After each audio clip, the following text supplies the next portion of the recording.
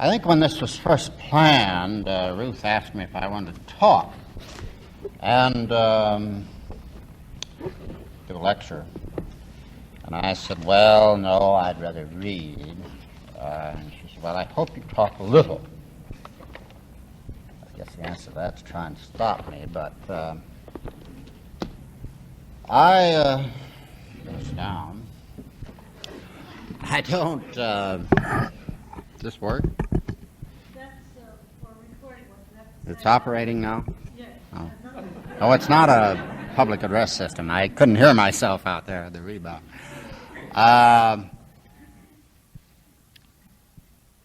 Like a decreasing number of poets, at one time I would have said like most poets, like a decreasing number of poets, I don't believe that a great deal of the sort of thing that is nowadays said about poetry, the present school of technical and criticism which flourishes in America, particularly in the academic world, is very effective.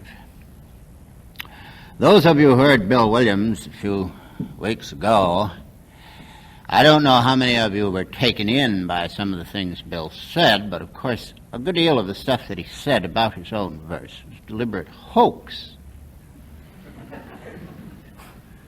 Bill is not, in the first place, I remember he said on the platform, he said, well, there I was, just a simple country doctor. Amongst all those English professors, I was completely out of my depth. Well, Bill reads 5 or 6 languages, the classical languages, and Spanish and French, Italian, German. Because he's a physician, so that he has some of this. He naturally knew German and was taught German and Latin. He's a pretty good Greek scholar. He has a translation of Theocritus in his last book. And he has, I don't know how many years of education, both. So he has a general cultural education before a doctor's, before an MD. And a great deal of graduate work in Europe as an MD. So that this good old Bill, the poem splitter, is strictly for the rubes. I mean, it just isn't true. He's done this all his life. And, of course, the writer does this, unless he's a writer like John Crowe Ransom or Alan Tate or William Empson. He does this to protect himself, by and large. Protect himself from the intrusion of people who are just going to disturb him and mix him up, and confuse the issue, and to whom it will be impossible to explain what he's talking about anyway. So you follow. And a man whom I have considerable respect for, who's a literary wheelbarrow pusher of the very first class, is what Dickens is his name, Lawrence Hart, who around San Francisco and the Bay Area for many years has taught poetry, has produced a number of very significant poets. He's evolved this all to a system with a whole lingo of its own. What it all amounts to is that Larry is very much in love with his wife, Jeanne McGahey, who's a very good poet, and he teaches everybody to write like his wife, and all this gobbledygook that he hands out doesn't really mean anything. The real effect comes from knowing Jean, reading her poetry, and associating with the two of them, sitting in their classes and talking. But it's really quite a lingo. And every once in a while he wants me to write a statement for some little magazine he's publishing or something. And how I write, send him one of my worksheets. Well, my worksheets all go to Harvard. And I haven't really got any. But Larry, what I do is just write it out in prose and then divide it up in lines. Long time ago, there was a cartoon. Some of you, there's not very many people in the audience out there old enough to remember. The man's dead now, I believe. There was a fellow named Williams who did a little box in the Scripps Howard papers called Out Our Way and Born 30 Years Too Soon, and a number of other really quite wonderful Americana cartoons. And part of them were about a shop.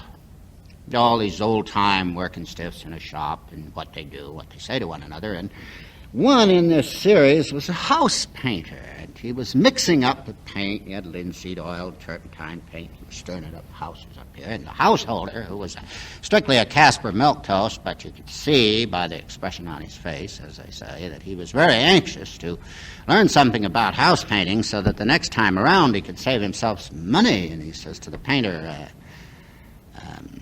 "Excuse me, mister, but what is that you're putting in the paint that you're going to put on the door?" And the painter says, "Muriatic acid. It makes the paint stick better."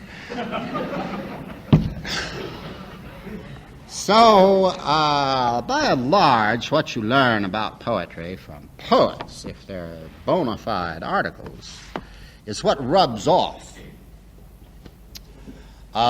Some years ago, I was back east reading, lecturing around a number of universities, and Louise Bogan was making the same circuit in upstate New York. In case you don't know who she is, a very fine poetess, one of the very best in America, and the poetry editor of the New Yorker, and one of the book critics of the New Yorker, and a middle-aged woman of considerable substance in every sense. And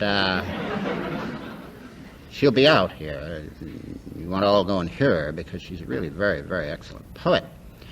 And Lou was at Syracuse, had a class.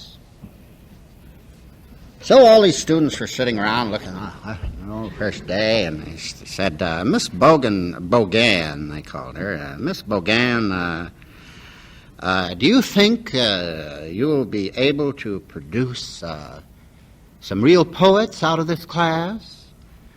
And Lou said, why, certainly not. If you want to be a poet, the place you belong is down in the Minetta Bar in Greenwich Village, not here. It's went all over the Eastern academic world. Did you hear what Lou Bogan said at Syracuse? Well, of course, what happens with a person like that is, as I say, it rubs off. I mean, the main way in which knowledge and skill and sympathy, so to speak, that is the creation of a like kind of vibration in the young is imparted, is by direct contact, not by theoretical literary analysis, although, of course, that has its place. And one of the purposes of the Poetry Center is to create, of course, to as large a degree as possible, that kind of living contact. And I hope that in the years to come it increases. I hope that we get poets out here, part of the faculty of the school, and who'll rub you all real good so that it'll rub off on you. I hope that we don't get people who have it all charted out in the 37 kinds of ambiguity with diagrams.